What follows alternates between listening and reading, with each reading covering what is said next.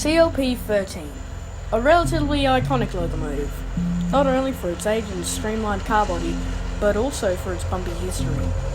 This is the story of Sefton Park Derailments.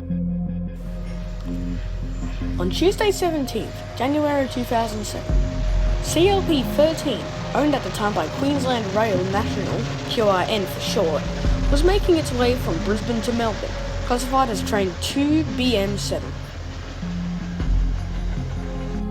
The train was going on the Sefton Park Y when, for reasons unknown to this day, the train passed a red signal.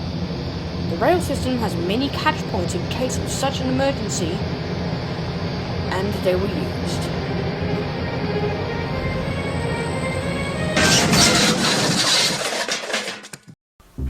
The train derailed into a space between two rail lines. Trains on the inner west line were forced to go via Granville due to this crash. That night, some vandals came to CLP-13 and sprayed graffiti onto the side of the engine. On the 18th, the freight cars were towed away from the crash site and were likely put back into service. On the 20th, Interrail locomotive 42202, a stainless steel coach that had been tagged with graffiti, and a 110-ton Cowans Boyd rail crane put the engine back on the track, and the engine was towed away by ex-Freight Australia QRN G-Class G516. However, on the 21st, the crane was making its way back from the crash site when the crane topples over onto its side.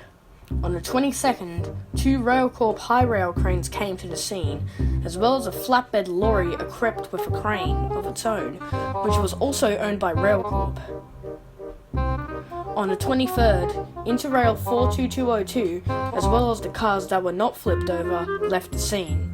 On the 3rd of February, two large cranes came to lift the crane back upright. Independent Rail 14 class number 1427 later arrived to help out.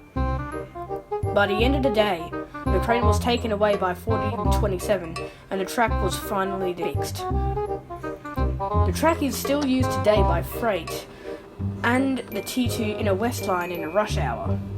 The other services, as well as most peak hour services on the line, run via Granville. This crash was very heavily photographed. However, confusingly, there is no video of these crashes. All trains that were involved in this crash were repaired and put back into service.